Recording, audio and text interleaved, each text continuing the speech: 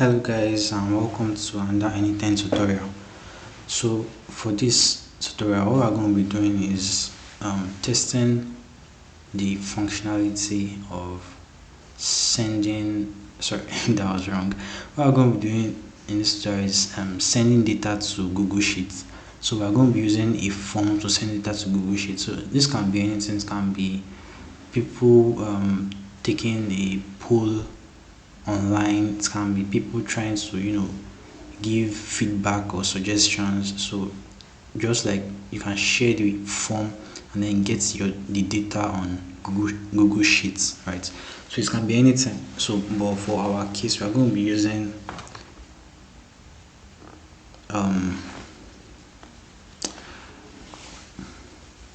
okay, I think just general feedback. Yeah, we just do a general feedback form. So let's get straight to it. This is what we had before, but in the previous video that I did explain it, I showed my personal email in a lot of places, and so it's just really hard to like edit each one of it. So I found it much easier to make another video, and I feel so it's going to be better because if you're starting afresh you'll be able to like start together. You get, instead of deleting the workflow, so we'll be creating a new workflow afresh. So you go here. Okay, so before we do that, I guess we should create our spreadsheet first. So I guess we all know how to get to Google Sheets. You just type sheets at google.com. So all we want to keep here is, so let's say first name,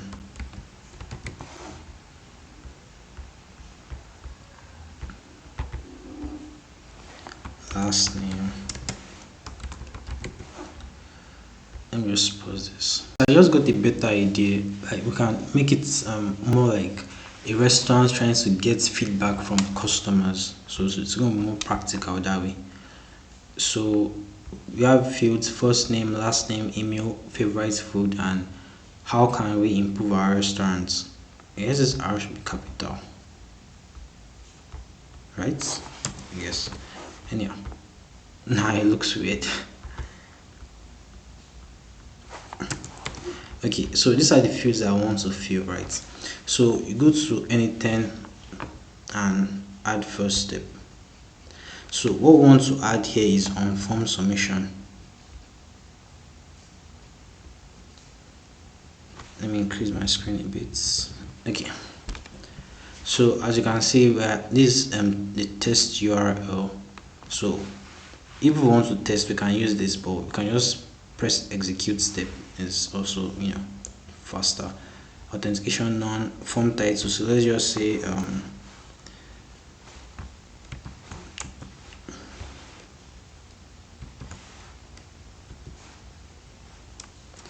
review our restaurants.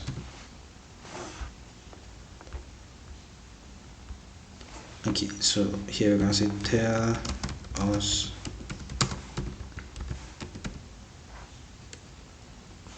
no, we would love to hear your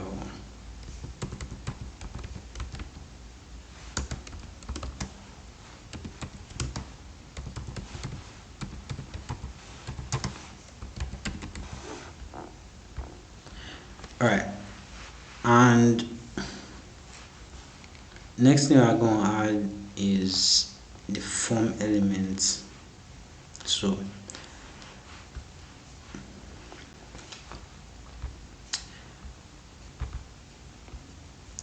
here what do I have? First name. Stuff is so annoying, doesn't go. Alright, so first name,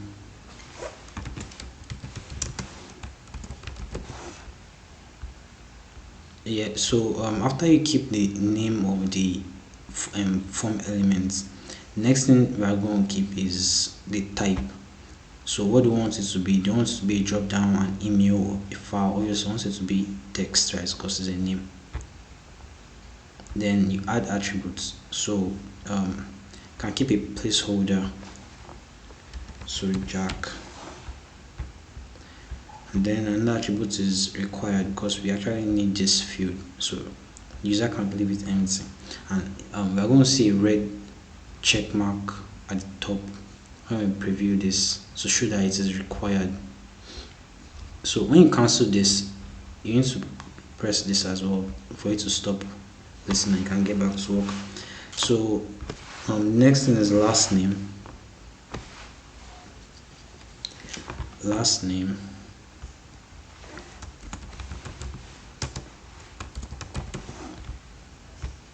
Text as well.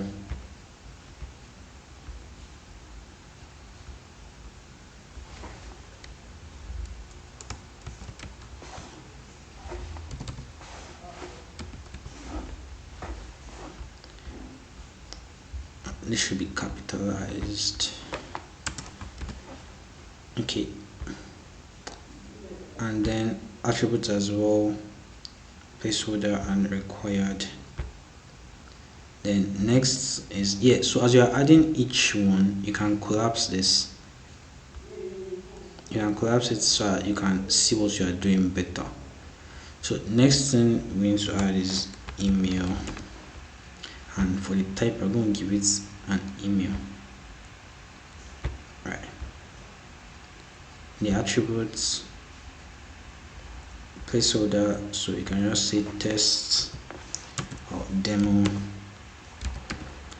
at gmail.com,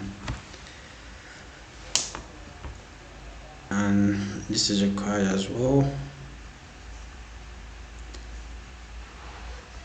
Then I'm just going to copy this favorite food, save us time. Just paste it here. So this should be okay, it should be an input as well, text input. Okay, then we can leave a placeholder empty, but it should be required.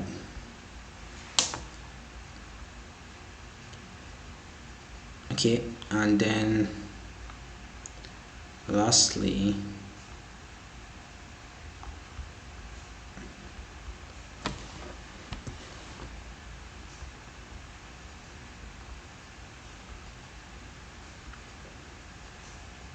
okay,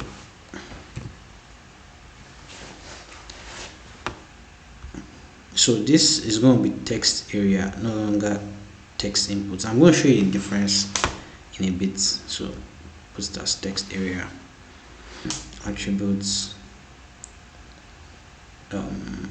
required. Okay, so let's preview this real quick. I guess okay, we're all set up. Let's preview this real quick. So if you click execute step, so you can see like the text area is bigger than the normal inputs for that we use for the rest. So text area is bigger. And if you have if for instance we're collecting phone numbers, then so it's better that you use text area, because if you use number, it's going to have the incrementing icon. I don't know what it's called. It's going to have it by the side, and you don't want to just increment their phone number, obviously.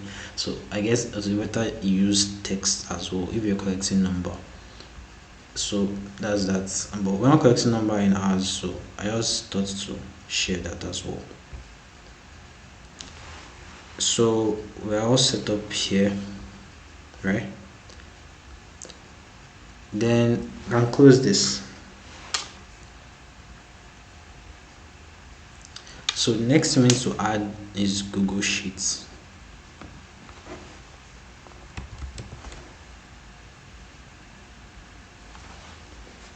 And I guess we all know that this is the row, right? And this is column. So what we are going to be doing here is append row in sheet. So just click on this. Okay, so if you are doing this for the first time, you are going to see the connect Google store, like you're going to see the Google, what's it called, sort of box around here. So you are supposed to click on that and bind it with your Google account, right, to get it connected. And once it's connected, I guess default setting is, I guess this is the default setting, but if it's not the default setting, then set it to sheets within documents, append row, and this two should be from list. So based on how I was taught, right, there are other ways to do. So you can use the URL, you can use the ID, but I always find it a whole lot convenient to just use from list, because this is going to list like what you have on your your Google Sheets, spreadsheets accounts, whatever. Yeah, so here let's call this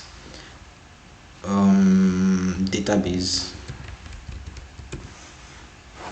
right? So once we set this to database, we can come here and then click on this. So as you can see, it's still untitled spreadsheet, because like it may take a while to refresh. So if it doesn't refresh on time, you can try, like, okay, closing this, you can try it again, or you can refresh your browser as you go. But let's just try this first. It should work. Yeah, so this is its database, right? So that's the name of the spreadsheet, and the name of the sheet within the spreadsheet is sheet 1.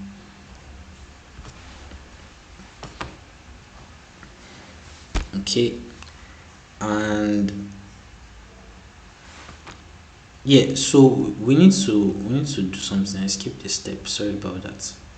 So here we are supposed to pin our data. So let's just do this real quick.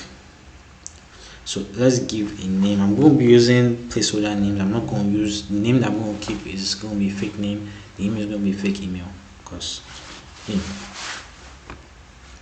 So let's call this person Bob Lucky. That's wrong. Bob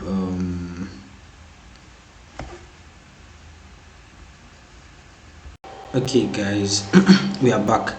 So basically I said the first name to Devon Stone, test@gmail.com, favorite food, and how we can improve the restaurants, right? Then send.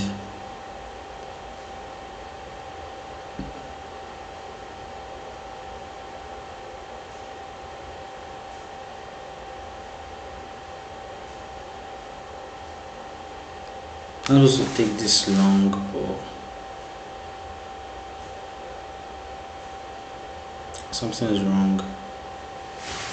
So the issue was that during the time I paused the video, I disconnected my network. So maybe that's something to do with it. Let me just copy this and this.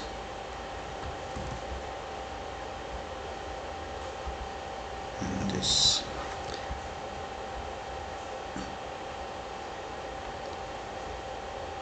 Okay, something's wrong guys, let's check it out.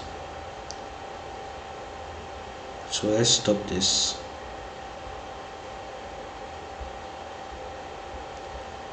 It's not stopping.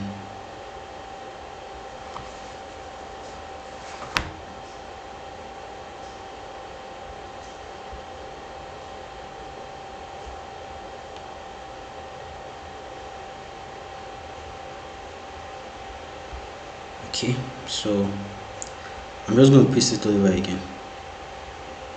So we're back. This is it. And submit. So the form has been submitted. Your response has been recorded. Alright, perfect. So we close this, and then here, what we'll actually do is that, so I won't need to run this over and over again. We'll just like click on this, and then you pin the data here. You get, so you pin it here. What pinning it here does is that when you rerun this workflow, you won't need to input data all over again from the form. So the data is already pinned, like you can always start from it without having to input it all over again. So it make our life a lot easier. Then next thing is over here. Okay, let's dive into it.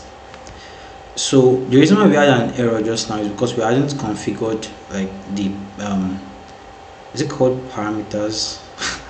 We hadn't configured like what's going to go into the spreadsheet. So if you look at this, is still empty.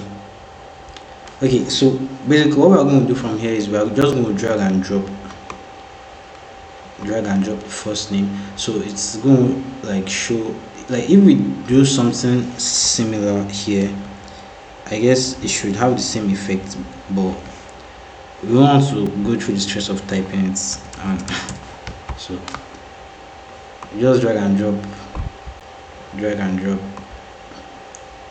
very simple. Let me pause this. In case you are a bit like unfamiliar with how concatenation works, so this stuff is not passing like the actual value, right? Okay, it's going to pass the actual value eventually, but like it's passing like the variable name. So we can always, like if the value changes, for instance, if we change the first name from Devon or we change the last name from Boone, right, it's going to pass that value, not the fixed value, or like not the name all the time. It won't pass the value that is assigned to first name. So it can be whatever, right? Yeah, so that's basically how that works. Okay, so this is all wired up. Then you can execute this step.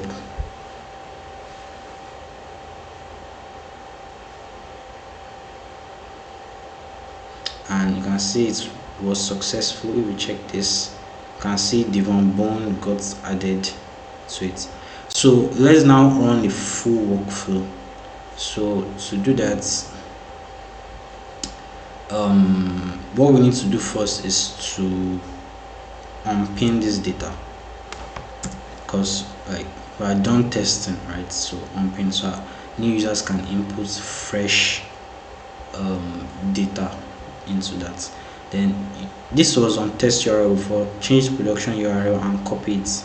So you can just click to copy, and then we are going to paste it here, but it's not going to work, right? It's not going to work just yet. But what we're going to do is we're going to come here and we're going to publish, right? We're going to publish our workflow. Before we do that, I guess we should test it end to end. Now let's publish it. It's going to work, so let's publish it. Let's call this version 2. So you can keep the changes description, but I'm not doing that. So publish, and we are live. Got it. So now we can test our form. You can see the test banner that was there when we were testing it before is no longer there, because now we are live in production. So we can actually share this link with people, right, and get the feedback in our Google form. So let's say someone wants to send a review, and his name is Homer,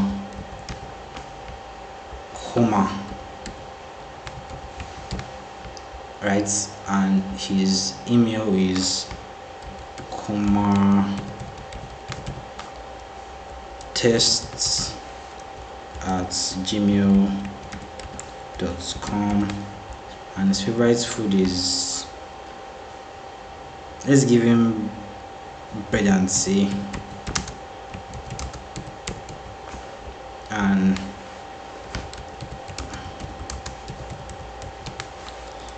he doesn't have any issue at all.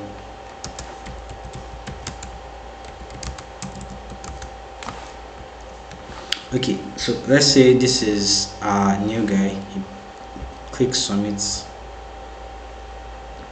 and it says that has been submitted, and over here new data is recorded. So That's basically how to connect Google Sheets to anything. Alright, thanks for watching, and make sure you like and subscribe. I'm going to be sharing like my anything journey from start to finish, and this is like early stage, so you're one of our, what's it called, get it, sure. So make sure you like and subscribe to really be appreciated, and I'm available on Upwork if you need a freelancer for your anything projects. Thanks for watching.